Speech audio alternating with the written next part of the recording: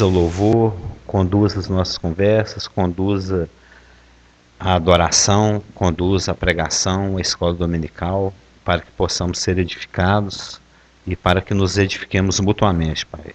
Em nome de Jesus, obrigado pela oportunidade de estar estudando esse assunto a respeito do nosso inimigo, que possa ser proveitoso e prático nas nossas vidas. Pois é em nome de Jesus que oramos. Amém. Ok? Semana passada, pastor Cliff não estava. Na semana passada nós começamos, ainda dentro de satanologia, ainda dentro da metodologia de Satanás, ainda dentro das tentações, Mateus 4 e Lucas 4, nós estamos vendo agora quais que seriam as lições que podemos extrair do estudo que nós fizemos a respeito de tentação. O que podemos aprender a respeito desse evento na vida de Cristo, que foi a tentação no deserto. E nós vimos na semana passada que a primeira coisa que nós podemos aprender é que ser tentado não é pecado. Se ser tentado fosse pecado, por que o Espírito levaria Jesus ao deserto para ser tentado pelo diabo? Então, se o Espírito conduziu o Senhor Jesus ao deserto para ser tentado, é porque ser tentado não é pecado. Ceder ao pecado, atender ao apelo da tentação é pecado, mas ser tentado não é pecado. Uma outra coisa que nós podemos aprender também das tentações é que Satanás nos ataca nas nossas fraquezas e em momentos oportunos. A gente tem falado isso. Ele adequa, né? Ele faz uma adaptação das tentações, ele customiza, né, para cada um. Ele adapta a tentação, a distorção, a dúvida da palavra de uma tal maneira que ela seja mais conveniente, que ela alcance maior efeito. Por exemplo, ele não vai tentar os garotos com a imagem do Justin Bieber, mas as meninas ele vai, porque as meninas vão ter uma reação positiva a esse rapaz. Já os rapazes nem tanto, né? O máximo que pode despertar é inveja, por exemplo. E tanto não sei como é que vai ter inveja daqui, mas de qualquer maneira, ele te ataca cada um na sua fraqueza. Se você é homem, ele ataca nas fraquezas peculiares ao homem. Se é mulher, ele ataca nas fraquezas que são peculiares à mulher. O idoso, dentro daquilo que caracteriza a vida do idoso, ele vai atacar nas fraquezas específicas daquela idade. E, além de ser dentro daquilo que eu já sei o que o Isaac gosta, o que ele não gosta, quais são as fraquezas dele, quais que não são, além de ser nas suas próprias fraquezas que ele te ataca, ele ainda espera o melhor momento. Quando eu já sei que o ponto fraco da Elaine é tal coisa. Mas se eu atacar no momento X, vai ser mais eficiente ainda o meu ataque. Porque Mateus 4, 2 e 3 fala que ele...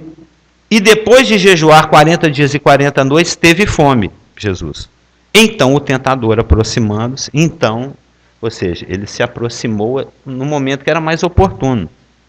Ele não vai tentar alguém com tentações pertinentes à fome, alguém que ainda não está com fome, mas assim que a pessoa está com o estômago vazio, falou, opa, agora é o momento oportuno. Agora, se eu jogar o dardo, pode ser que colhe, que ele sempre está fazendo tentativas, sempre fazendo.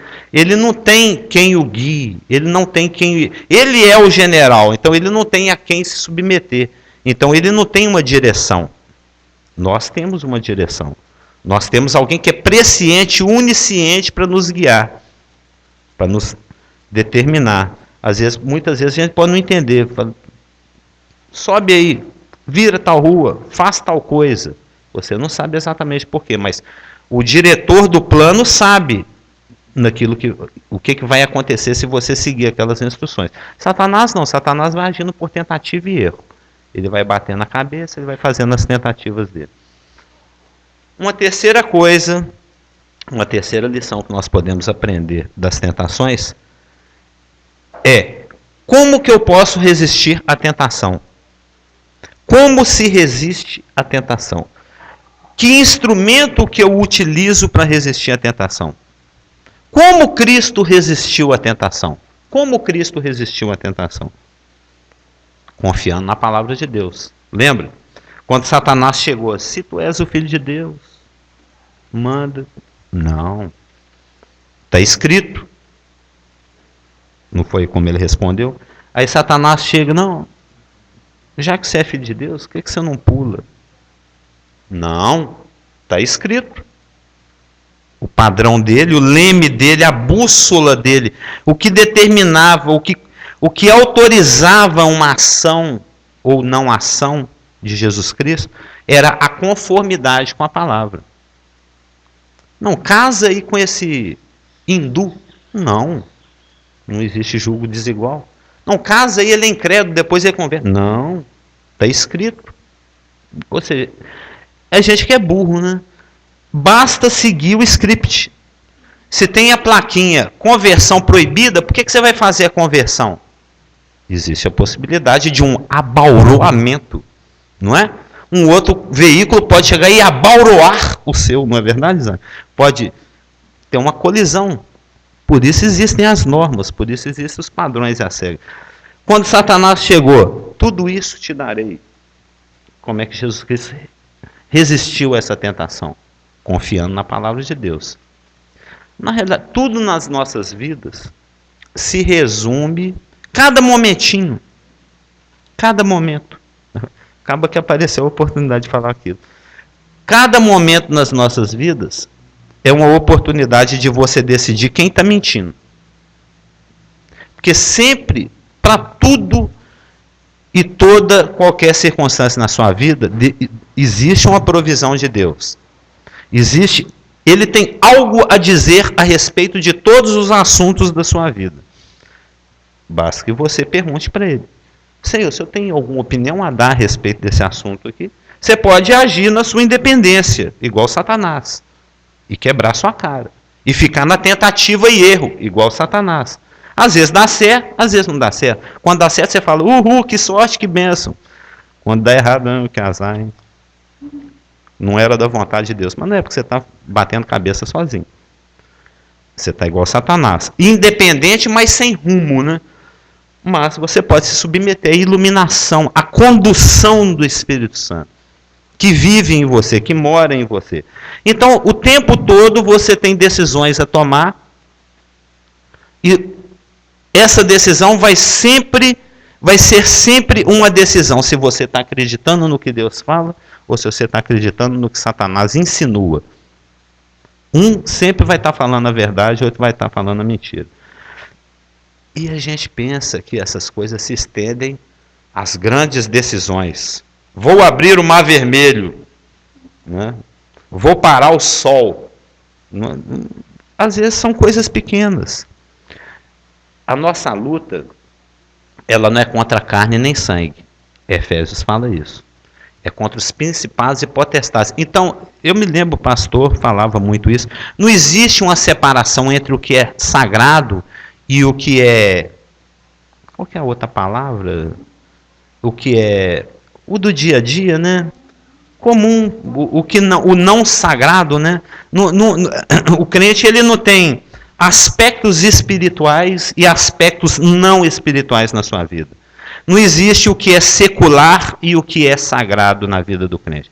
Na vida do nascido de novo, tudo é sagrado. Cada momento foi separado por Deus para algo a ser feito. Se você não está fazendo, aí já é uma questão de omissão. É uma questão de inutilidade. E você vai deixar de ganhar por causa disso.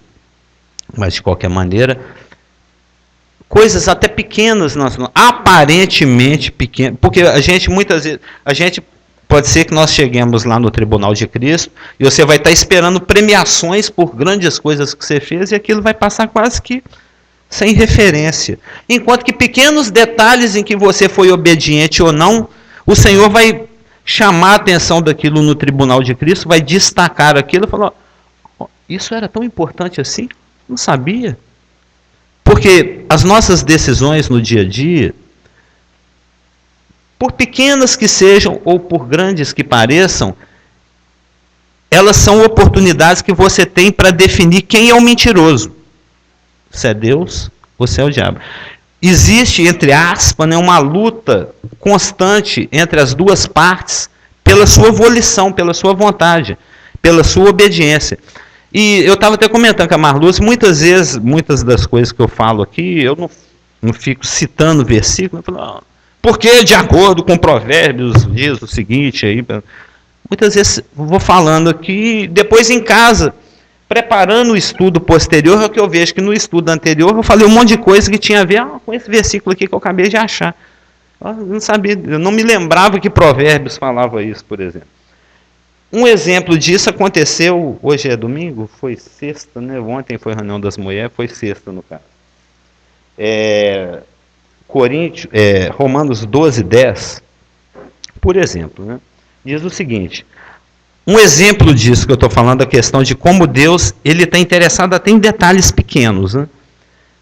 Romanos 12, 10 diz o seguinte, amai-vos cordialmente uns aos outros, com amor fraternal, preferindo-vos em honra uns aos outros. Você até lembrou do que eu estou falando, né? Do você. Não, vai você. Não, você.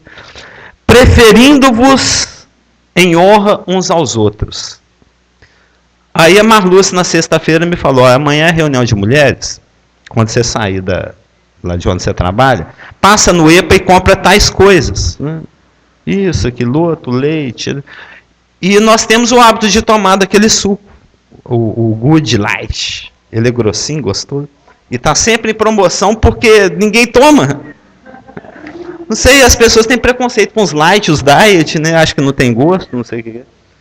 E sempre compro 2 embalagens, a Marluce falou, não, compra mais uma porque para eu levar para a reunião. Eu falei, não, beleza, né? Parece que não, mas em detalhes assim, Satanás e o Espírito Santo também estão disputando a sua obediência. Aí eu adentrei o supermercado e fui lá onde tem o suco que eu gosto. E ele sempre está na promoção. É bicharia, né? Mas ele custa R$3,10, por exemplo. Ele normalmente está R$2,49, R$2,59.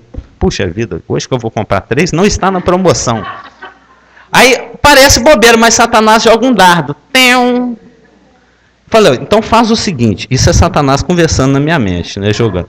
Faz o seguinte, compre 2 de qualidade para você e compra um ali mais chulé para levar para os irmãos mesmo. Né, compra um de menor qualidade e leva. Aí você desconta esse prejuízo que você está tomando de não ter desconto em 3, então compra um de qualidade inferior, dá para a Marluce levar e toma os 2 bons, gostosos, que vocês têm costume. Aí eu pensei, procede. O argumento procede.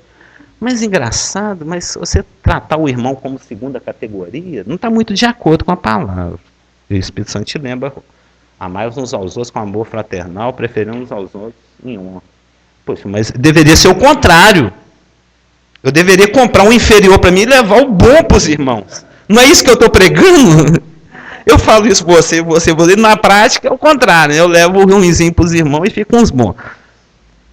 E o Espírito Santo falando, compra o bom. Senhor, mas X centavos? E Satanás querendo discutir comigo em cada centavos, né? Poxa, mas aí você vai pagar X centavos vezes 3. Se você comprar do outro, você desconta o prejuízo que você está tomando naquele. Não, mas o Senhor está me falando aqui, em honra aos irmãos, você pode levar até um melhor para eles. E fiquei sabendo que foi edificante. O suco... Deus até nisso, ele tem um plano em cada detalhezinho, mas Satanás e o Senhor estão te disputando. A quem você obedece? Óbvio, no final das contas eu falei, eu vou seguir o que o Espírito Santo está mandando. Você está falando, compra do bom e leva para o irmão, é esse que eu vou... Eu até procurei, será que não tem um aqui com farelos de ouro para levar para os irmãos? Entendeu? Ou seja, no final das contas, venceu o Espírito Santo. Mas eu estou usando isso como exemplo porque tem pequenos detalhes. No nosso convívio com os filhos, no trânsito, com colegas de trabalho. Pequenas decisões que você toma ali, é só você e Deus. Mas na realidade, você não está sozinho. Jesus aparentemente está sozinho aqui no deserto.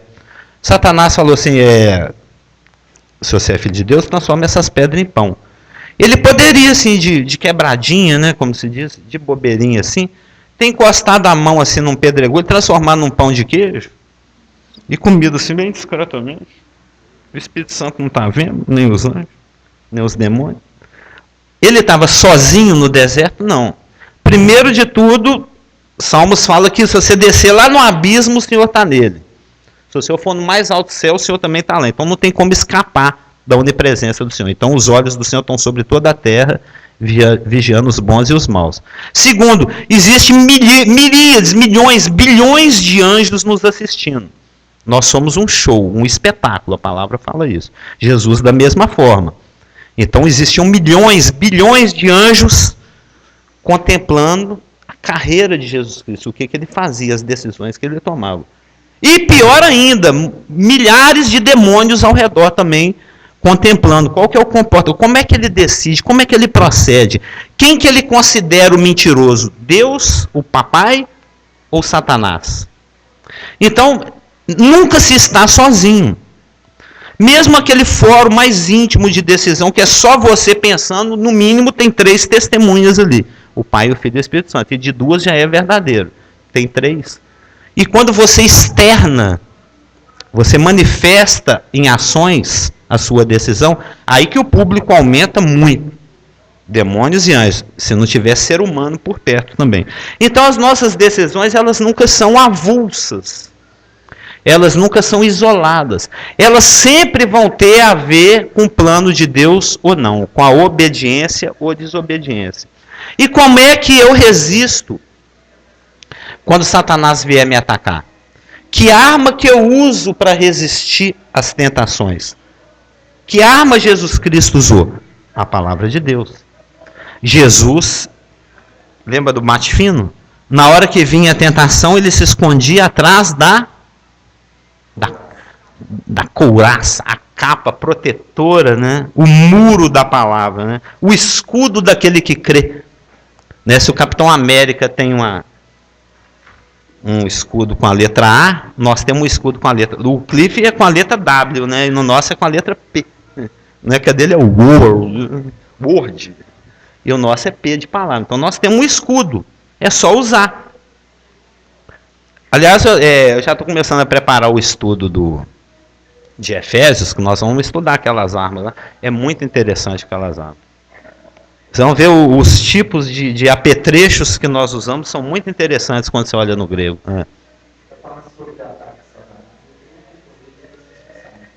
Nunca, jamais.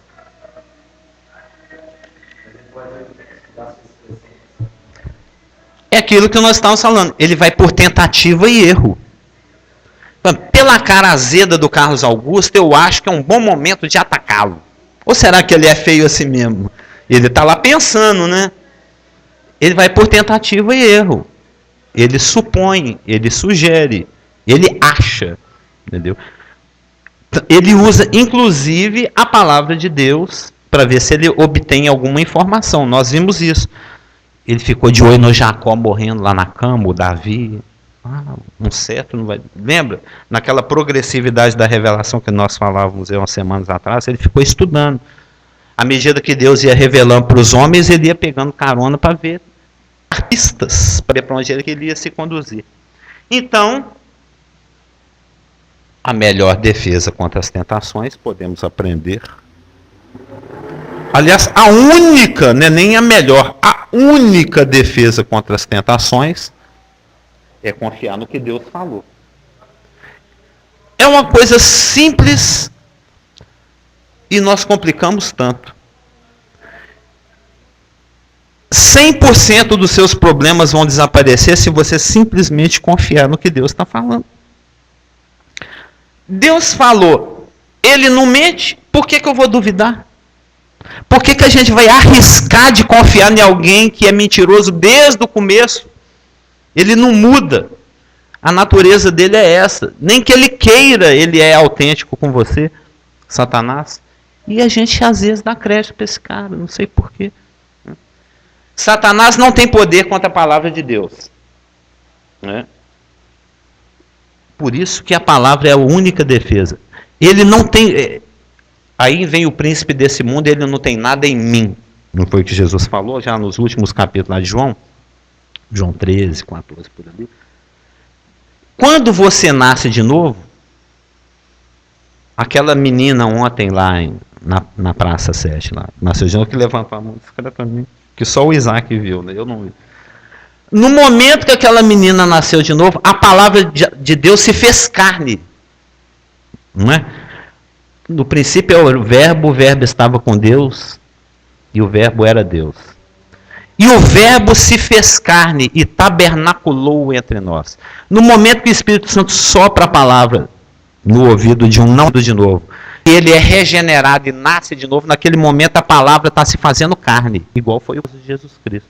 Porque nós temos a mesma natureza, nós fazemos parte do mesmo Espírito.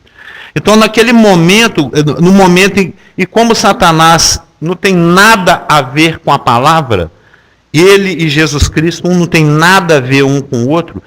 Quanto mais você está na palavra, quanto mais você obedece à palavra, quanto mais a palavra é viva em você, quanto mais a palavra tabernecula em você, quanto mais a palavra habita em você, habite ricamente em vós a palavra de Cristo, não é o que fala, se não me engano, em Colossenses.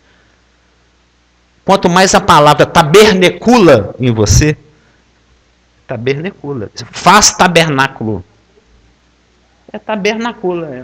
Quanto mais a palavra de Deus tabernacula em você, se faz presente em você, se manifesta, menos Satanás tem menor poder de insinuação. Vai ter que se afastar e aguardar um momento. Nossa, é difícil, mas a palavra. E isso é algo acumulativo e progressivo. À medida que isso vai se tornando cotidiano na sua vida, mais poder você vai adquirindo. Não é adquirindo. Mais poder que você já tem vai se manifestando. Não tem a passagem que fala, mas a todos quantos o receberam, deu-lhes o poder. É esse poder que a palavra está falando, o poder do uso irresistível da palavra. Não é uma não, duas, né? A gente está vendo a igreja nesses últimos dias, uma situação de prosperidade financeira e uma situação sem poder de Deus. Míope, né? Míope. Assim, aí o pastor ora e tal, pessoas são curadas, etc. Aí ontem assim, o dor na coluna. Eu lembro que eu falei assim com Deus, Senhor, eu sei que eu não preciso gritar, errar o Senhor, atender minha oração, mas a tua palavra diz que foi dada ao Senhor Jesus Cristo, todo poder do céu e da terra, cura-se agora, de toda inflamação de toda dor. A minha pergunta é, eu sou crente, nasci de novo, creio na palavra, aí eu penso em momentos que Jesus lá, por exemplo, o Pai faz aquela oração, o Lázaro está morto, e ressuscita o Lázaro. Ele não pega com Deus nem nada. Eu sou um crente simples, eu sou pastor e tal, aquela coisa extraordinária. Mas eu fiz a minha oração. O tratamento de Deus, tanto para aquele que é poderoso lá na hora que está orando, e como eu fiz aquela simples oração, o poder de Deus agiu ali. Igualmente, na mesma intensidade. Na mesma intensidade. Com certeza. Porque o Espírito Santo foi distribuído igualitariamente. De forma igual para todo mundo. Como é que é? Ah, repete a pergunta. Ele está perguntando um monte de coisa. Mas cadê? Ele está perguntando basicamente se o poder de Deus age igualmente tanto no crentão como no crentinho. O pastorzão e o pastorzinho. Não, igualmente. Sabe, eu não gritei por nada, eu simplesmente por ela. Em nome de Jesus Cristo, eu tenho poder pela autoridade da tua palavra, pela autoridade de Jesus Cristo. Aí tem uma outra questão. Não existe fórmula nem padrão. Não, de cura. Quando você estuda, e por incrível que pareça, esses dias eu estava estudando Jesus como um milagreiro, né? Porque tem o Jesus, o milagreiro, Jesus, o curador, Jesus, o exorcista, porque eu estava estudando a respeito de exorcismo, que Jesus era exorcista. Existem inúmeros exorcismos descritos nos evangelhos que Jesus praticou, cura igualmente. Você pode observar, é porque a gente tem a tendência a generalizar. Não, mas Jesus ele curou assim. O Pedro chegou e falou, o que eu não tenho prata nem ouro, levanta. Mas para estudar a cura, você vai ver que existem inúmeras circunstâncias e inúmeras formas de curar. E não é toda cura é uma cura, existe várias. Para isso teríamos que estudar enfermidades um dia na palavra. Existem inúmeros tipos de enfermidade. E conforme a etiologia, né, por que você está doente, é que vai existir um processo que Deus vai usar para te curar. Algumas são instantâneas, outras são progressivas. Existem doenças, por exemplo, que são causadas por nós mesmos, que são consequências dos nossos pecados. Existem doenças que são impingidas, colocadas, sugeridas por demônios. Eu já vi muito. É um outro trato. Uma enfermidade que você tem como consequência do seu pecado, por exemplo, você tem enfisema porque você fumou 50 anos, se Deus for te curar, vai ser de uma forma. Se você tem uma doença porque é o demônio que está lançando, o Senhor vai te curar, mas vai ter uma outra forma. Existe também um outro tipo de doença, existem várias formas de enfermidade. Existe um outro tipo de enfermidade que é o Senhor mesmo que manda, que é Ele que quer que você tenha, para que quando você for curado, isso seja um motivo de glorificação do nome de Deus, que foi o caso, por exemplo, da morte de Lázaro. Então existem doenças, doenças e doenças. Por isso existem curas, curas e curas. Por isso algumas são instantâneas, algumas são processuais, algumas levam anos, algumas segundos.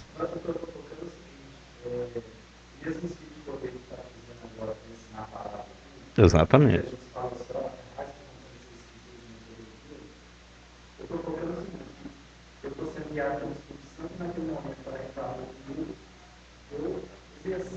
Você faz o que a palavra fala, claro.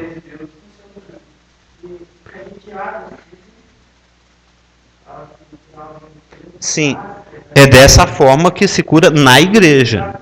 Exatamente. Aquela fórmula do azeite, não precisa ser em forma de cruz. Não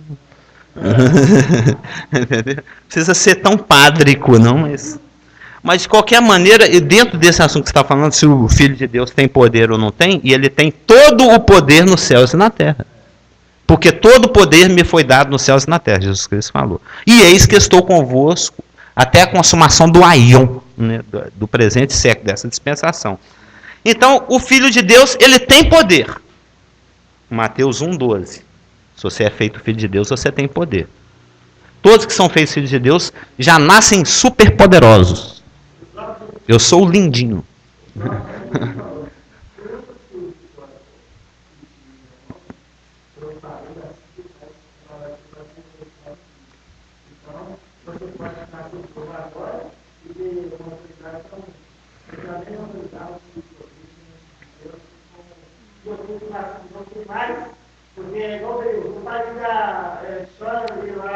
É porque tem mais credulidade, né? Ainda não deu tempo de Satanás embaçar tudo, né?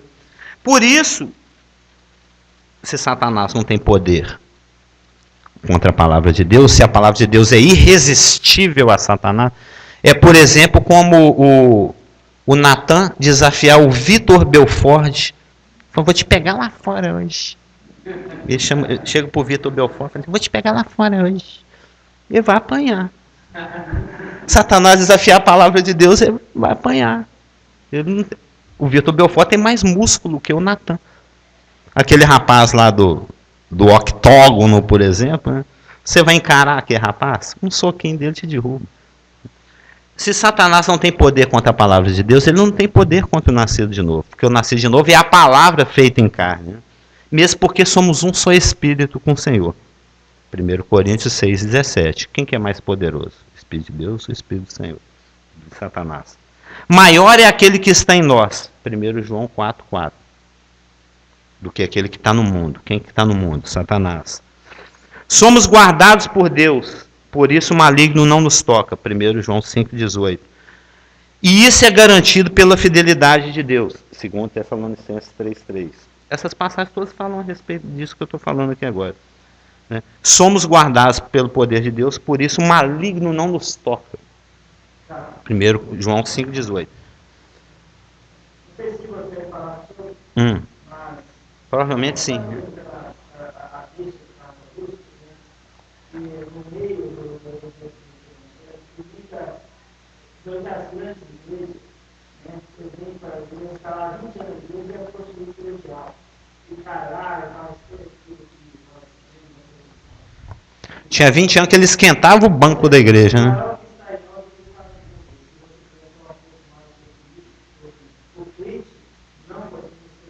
Não, quase que no final do nosso estudo, lá para dezembro, eu estou planejando fazer um perguntas e respostas. Com essas perguntinhas boba mesmo que aparecem, né? Crente pode ser possuído pelo demônio? Não. Inclusive eu já tenho lá 90 e ontem eu inteirei 98. Eu descobri um site de perguntas bobas e respostas. Não que as perguntas dos irmãos sejam boas. Já tem 98 sugestões. Você não perguntou, mas eu vou responder. O crente não pode ser possuído pelo demônio. Por isso tudo que a gente está falando aqui. Se você é um só espírito com Deus, né? Se o Espírito Santo te habita e o maligno não te toca, se você é a personificação, a encarnação da palavra, é porque é um raciocínio muito não bíblico você crer o contrário. É muita falta de conhecimento da palavra. O crente que chega a perguntar assim, não, mas o crente pode ser possuído pelo demônio? Não, nunca, jamais, de forma alguma. É totalmente incoerente.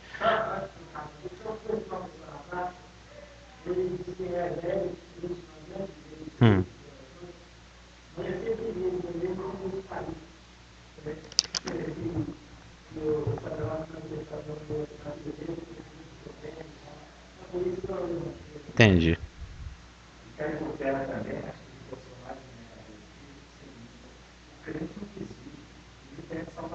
Claro que não, Romanos fala isso. Você já cai no colo do Senhor. Nunca, jamais. Nunca. Não, o crente desvia. Deve ter gente desviada aqui nesse momento. Está pensando no almoço, por exemplo. Ele não está aqui. Ele está lá no prato de comida. É desviado.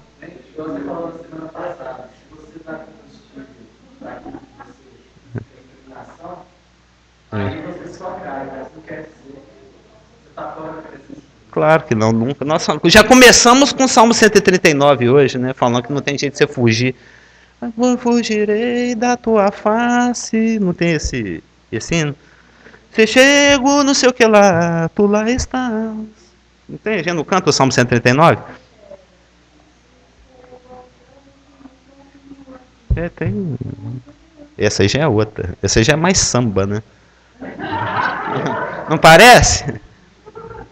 Vai, ô gordão.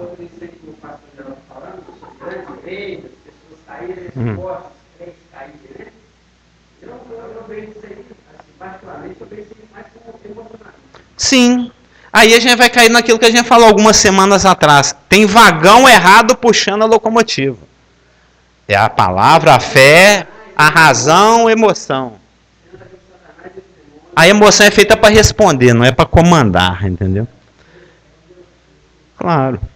Então, uma outra coisa que nós podemos desdobrar do nosso estudo é que o crente não tem desculpa para pecar. Porque tem um versículo muito usado, fala, não, sabe aquele versículo lá que fala que o Espírito, na verdade, está preparado, mas a carne é fraca. Entendeu? Para esse tipo de desculpa, 1 Coríntios 10, 13 diz o seguinte. 1 Coríntios 10, 13. O crente não tem desculpa para pecar, né? Não, sabe o que é, Senhor? A irmã era muito linda. Mas existe chuveiro frio, como dizia o Valdemar Galux. Lembra que o Valdemar falou isso com você? Corre para debaixo do chuveiro frio. abre tudo e... Veio pensamento ruim, chuveiro frio. Ele era um solteiro muito inquieto, viu, irmã? Viu, Cida? Ele era inquieto, doido para casar na época. Nossa, só pensava nisso. Isso há uns 50 anos atrás, né? Mas 1 Coríntios 10, 13 diz o seguinte: não vos sobreveio tentação que não fosse humana. Ou seja, Deus, para aguentar isso aqui eu tenho que ser o super-homem. Mentira. Qualquer homem aguenta isso aí que eu estou mandando para você. Qualquer um aguenta. Por isso que Jesus Cristo foi tentado como homem. Se ele tivesse usado os superpoderes dele, transformado pedra em pão, saiu voando lá de cima do pinar, como é que eu vou fazer isso? Como é que eu e o Cliff vamos responder às tentações usando esses recursos? Transformar pedra em pão, voar, etc. Por isso que ele se esvaziou da sua divindade e respondeu a cada tentação como qualquer crente. Suando, passando fome, Jesus, igualzinho nós, o que nós estamos sentindo, que nós somos a mesmíssima coisa. Até não. Com certeza. Não, ele era um ser humano como nós, igualzinho. Ele quis assim. Só que ele resistia a Satanás confiando na palavra de Deus, assim como nós temos oportunidade. Por isso que ele não lançou mão dos seus poderes, da sua divindade. Porque nós não temos isso disponibilizado para fazer assim. Aí entra aqui para conversar com ficar assistindo você, cara, como é que é esse lance da gente andar controlado pelo Espírito? Ser guiado pelo Espírito. É isso que você falou aí agora. Confiar no Espírito. Claro. 1 Coríntios 10, 13 diz o seguinte: não vos sobreveio tentação que não fosse humana. Qualquer um aguenta. Mas Deus é fiel e não permitirá que sejais tentados além das vossas forças. Aquele fortalecimento que Ele nos dá. Fortaleceis no Senhor e na força do seu poder. Pelo contrário, juntamente com a tentação, Ele já entrega os dois juntos. Juntamente com a tentação, vos proverá livramento, de sorte que possais suportar a tentação. Então o Senhor já dá a tentação e juntamente Ele dá a forma de escapar da tentação. O escape, nós conversamos semana passada, é a iluminação da palavra pelo Espírito que habita em você. Satanás lançou um dardo, o Espírito Santo te lembra um versículo. Satanás lançou uma ideia, o Espírito Santo te lembra um versículo. Esse é o escape. Satanás lançou um dardo, transforma as pedras em pães. O Espírito Santo lembrou um versículo. Não só de pão vive o homem. Esse foi o escape. Então você não tem desculpa.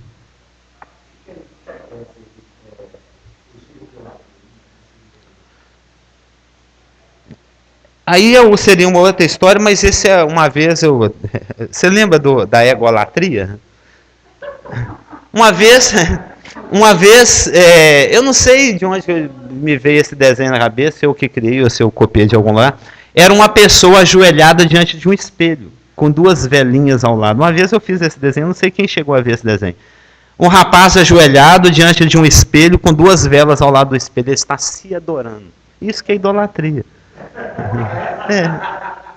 A idolatria nada mais é do que a substituição do objeto de adoração. Qualquer outro objeto que você coloque, Justin Bieber, Wii, PlayStation, Roberto Carlos, Aparecida, São Judas Tadeu, prato de comida, vai ser algo em função de si mesmo. Então você substitui Deus por si. A idolatria nada mais é do que uma adoração de si mesmo por tabela, passando pelo demônio e Satanás. Entendeu? Não temos desculpa para pecar porque o Senhor dá o escape. Ele providencia o escape. E além de providenciar o escape, só para concluir, existe um grau de resistência à tentação que o Senhor sugere. E se você ainda não chegou nesse nível, É porque você não resistiu tudo que tinha que resistir. Hebreus 12, 4 fala o seguinte: considerai, pois, atentamente aquele que suportou tamanha oposição dos pecadores contra si mesmo, para que não vos fatigueis, desmaiando em vossas almas. Versículo 4. Você está cedendo à tentação, não está? Mas você chegou a resistir até o nível que está aqui no versículo 4? Ora, na vossa luta contra o pecado, ainda não tendes resistido até o sangue. Em Carlos Augusto, quando você cede àquela tentação, você já tinha resistido até sangrar mesmo? Você fez tudo realmente que podia para não pecar, você só pecou porque não tinha jeito mesmo? Ou foi assim, vem cá, vamos opa, calma, o diabo, deixa eu acabar de falar pecar. Se ele nem terminou a palavra, você já está pulando no barco dele?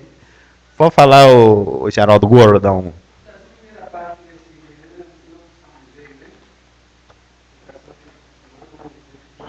Você está falando do Hebreus? Ah, você voltou lá no Coríntios. 1 Coríntios 10, 13. O que tem?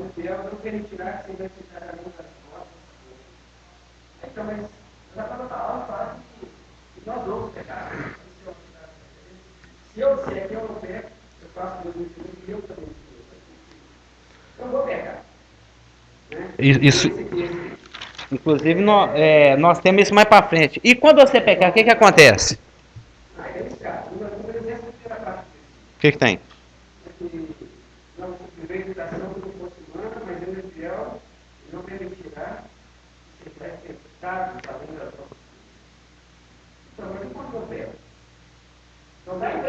Não.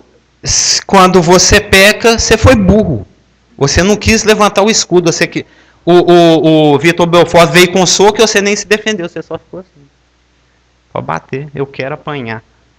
Você não quis levantar o escudo, você não quis usar o escape, você pangou. Você deu bobeira. Você entregou os pontos mesmo. Você tinha força para resistir, você não resistiu porque não quis.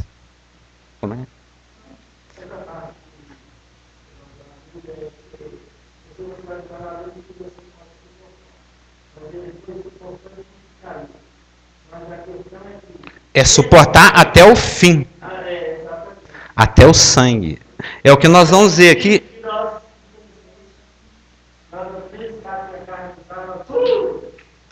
Não, nós já temos aquela predisposição para pecar, que é aquele rapaz do lado de dentro do muro que abre a porta para o inimigo entrar, que chama a natureza pecaminosa. Maldito homem que sou. O que eu quero, eu não faço. Aquilo que eu não quero, é isso que faço. A nossa natureza sempre vai levar para isso. É um exercício de disciplina. Quando você estuda em Timóteo, Tito, tal, você vê que é um exercício de disciplina.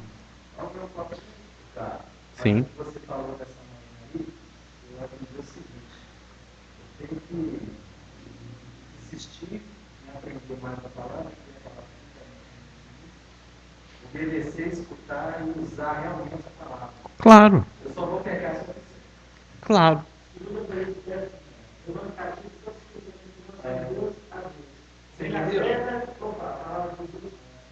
É muito simples. Tudo que você passa, compara com a palavra. Tome uma decisão em cima da palavra. Não é que tem que obedecer. O bom é que você obedeça. O bom para você mesmo. Claro. Não tem outra. Se você fizer sem ser em cima da palavra, você vai fazer sozinho. Você vai colher a consequência sozinho. Tudo fica tão complicado, mas por quê? É só porque você não obedeceu. Nós é que complicamos as coisas.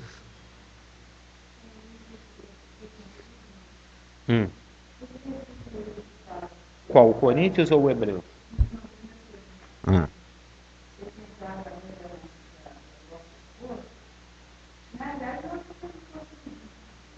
Sim. A força que nós temos é toda a força do Senhor. fortalecei-vos no Senhor e na força do seu poder.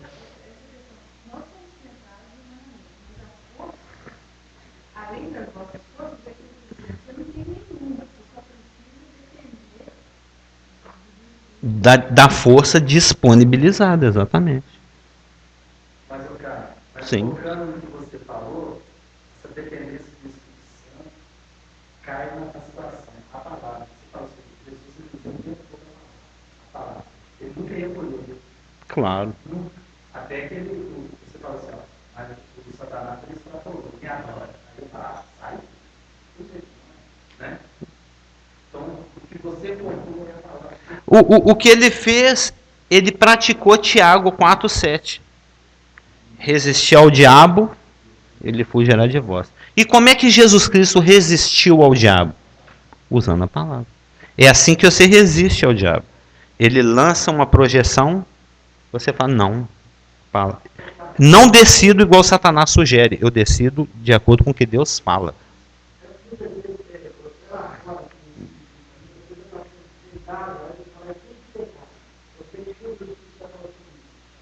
É muito pecado. Mas esse é um grande erro essa frase.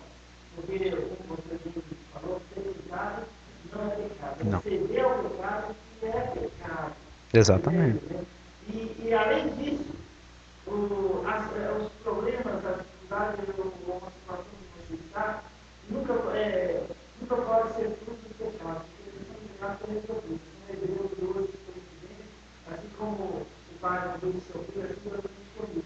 Mas a correção não é para pagar pelo pecado, porque já foi pago, é sim para restaurar a comunhão com o Pai. Então nunca é para pagar. Nunca é. Não. Isso é soteriologia básica, né? É a questão do processo da salvação. Agora, e no caso de você ceder, né, a cessão com 2 S, viu, pastor Cleber? No caso da cessão com 2 S, você ceder à tentação, nós vamos ver um pouquinho mais para frente, mas se eu pecar, só para dar um adianto, né, aquele versículo de 1 João. Filhinhos, as coisas vos escrevi para que não pequeis. Se todavia alguém pecar, temos advogado junto ao Pai, Jesus Cristo ao justo. E ele é a propiciação pelos nossos pecados, e não somente pelos nossos próximos, mas ainda pelos do mundo inteiro. Ou seja, evidentemente, no caso da cessão à tentação, existe uma providência de Deus para lidar com as consequências. Né? Tanto é que a vontade de Deus é que você não ceda à tentação. Mas é óbvio que ele sabe que nem sempre vai ser sucesso. Sim, claro. O ideal é que seja sucesso o tempo todo. Lembra do Bolinha? Sucesso. Mas o ideal é que não peque. Mas se pecar, tem milhares de provisões do Senhor para as consequências do seu pecado. Aliás, obrigação nenhuma ele tinha disso. Né? Mas, aliás, ele não tem obrigação de nada. Nem de ter salvo, nem de providenciar um escape para você, e muito menos de vir remendar as consequências dos seus atos. Mas ainda bem que o Senhor é misericordioso.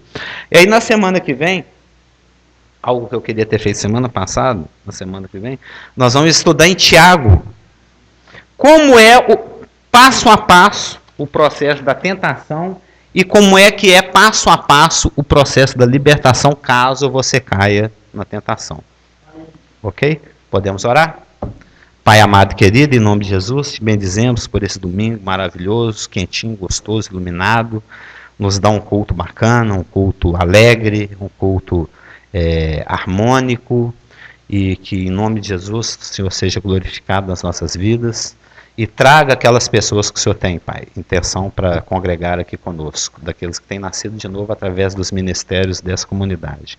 Pois é em nome de Jesus que oramos. Amém. A turma, né, sua gente?